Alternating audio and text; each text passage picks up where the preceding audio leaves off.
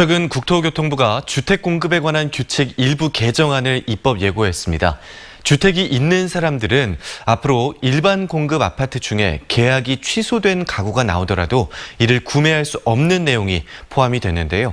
정진석 경제평론가와 좀 더 자세한 이야기 나눠보겠습니다. 안녕하십니까? 네, 안녕하세요. 네, 이번에 입법 예고된 개정안의 주요 내용 어떤 건가요?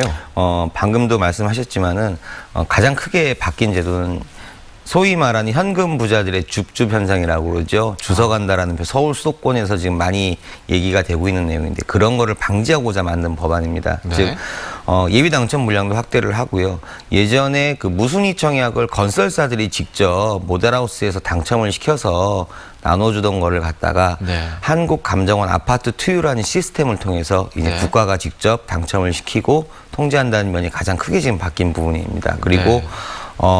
워낙 지금 그 우리 무주택 청약자분들이 네.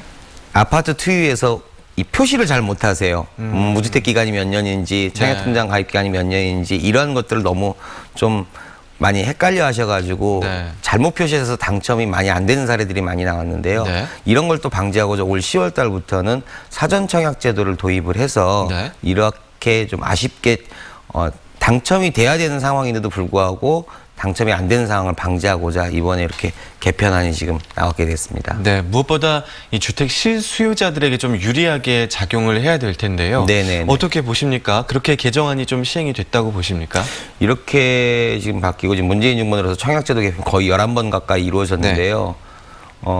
일단은 평가를 한다고 하면은 현재 지금 무주택 실수요주분들의 주택 그 신규 아파트 주택 구입 피해는 역대 어느 정부보다도 가장 좋은 조건으로 지금 진행되고 있다. 이렇게 말씀드려도 될 것 같습니다. 네, 실수요자에게 유리한 변화가 네.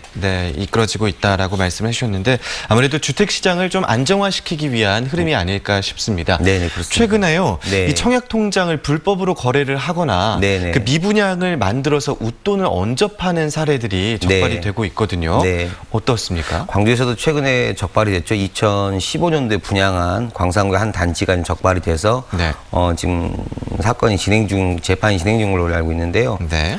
광주에서는 일부 사례가 이렇게 드러났지만은 지금 현재 2019년도, 18년도에 이러한 상황들이 현재 규제와 감시가 굉장히 심한 상황이고요. 다행히 올해는 아직까지 뭐 그런 안 좋은 소식은 없는데 광주도 지금 그런 경우 하나 있어서 안타깝긴 하지만은 사업당국이 알아서 잘 처리할 거라고 좀 기대하고 있습니다. 네, 그렇군요. 그리고 또 광주의 아파트 분양가가 워낙 많이 오르다 보니까 네. 광주시가 이 분양가 상한제를 적용하게 해달라고 국토부에 건의를 했더라고요. 네네, 이 그렇습니다. 부분은 어떻게 보십니까? 이 부분은 좀 얘기가 길어지는데요. 한 3가지 정도를 먼저 정리 좀 해볼까 합니다. 먼저 이거는 이 고분양가 논란이죠. 고분양가 논란인데 박근혜 정부 때 택지개발총칙법 폐지와 분양가 상한제 폐지로 인해서 네. 그때 정책적으로 설계해 놓은 부동산 이 정책이 네. 현재까지 이어지고 있으면서 문재인 정부의 부동산 정책과 충돌하고 그럼 시장 상황이 좀 혼란되는 과정에서 꾸준하게 이렇게 몇몇 지역은 오름세를 지금 보이고 있는 그런 상황들인데요. 네. 또 우리 지역도 지금 사실 작년에는 분양가가 좀 안정적이었습니다. 미터 제곱당 거의 338만 원 정도 있으니까 평당 한 1,000만 원 안팎에서 분양가가 적정이 됐는데 네, 제곱미터당. 네네네. 네. 근데 작년에 아시다시피 민간공원 특례사도 진행한다고 그래가지고 네. 고분양가 얘기가 한번 우리 지역 뉴스에 한번 나오는 바람에 네. 어떻게 보면 사전 예고한 거나 다름이 없었어요. 네. 이게 그러니까 그 어떤 주거 지역 공급 비율을 타 지역은 20%인데 광주만 10%로 좀 규제를 하다 보니까 오히려 이제 가격을 더 올리는 이런 구조가 돼 버렸고요. 네. 그래서 이런 부분들은 광주시도 좀 비판에선 자유로울 수 없을 것 같습니다. 그리고 네. 이게 지금 이제 분양가 상한제랑 당장은 효과가 있을 수가 있겠습니다. 지정이 된다 한다면은 당장의 효과가 나오겠지만은 요게 또다시 흔히 말하는 로또 아파트 당첨식으로 무주택자분들한테 싸고 좋은 집이 가는 건 좋은데 네. 당첨이 되면 또 프리미엄도 높아지는 문제가 나올 것이고 이러한 또 공급 축소 현상도 좀 나올 것이고 여러 가지 논란이 또 자명하게 불고 나올 거는 뻔한 얘기거든요. 네. 그래서 사견이긴 하지만 부동산 가격을 무조건 누르는 건 능사가 아니고요. 네. 좀 복합적으로 대처할 수 있는 스마트한 행정이 좀 필요하지 않을까 그렇게 보고 있습니다. 네. 마지막으로 그러면 하반기에 주택 물량 공급 네. 그 물량이 얼마나 되고 또 시세 형성은 어떻게 될지도 좀 전망을 해주시죠. 참 어려운 지점인데요. 네. 입주 물량은 지금 올 하반기 대략 한 4천여 세대 정도가 남은 걸로 알고 있고요. 진행된 건 빼고 앞으로 신규로 입주할 것들. 네네. 그다음에 올해 하반기에 이제 신규 분양 물량은 의외로 분양 물량이 좀 됩니다. 대략 한 8,800세대 정도가 지금 분양 물량이 대기하고 있는 상황인데요.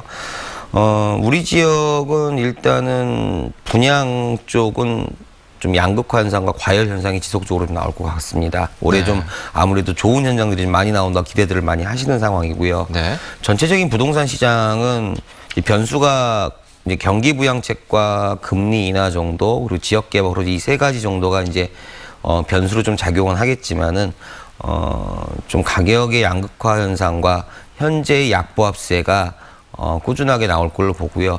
특히나 이제 지역 개발 호재 이런 앞에 말씀드린 변수가 적용이 된다. 일부 강보합세도 꽤 나올 거로 보고 있습니다. 네, 약보합세와 강보합세가 혼재할 것으로 보인다. 네네, 그렇습니다. 라고 말씀을 해주셨습니다. 자, 오늘 정진석 경제평론가와 이야기 나눠봤습니다. 고맙습니다. 네, 감사합니다.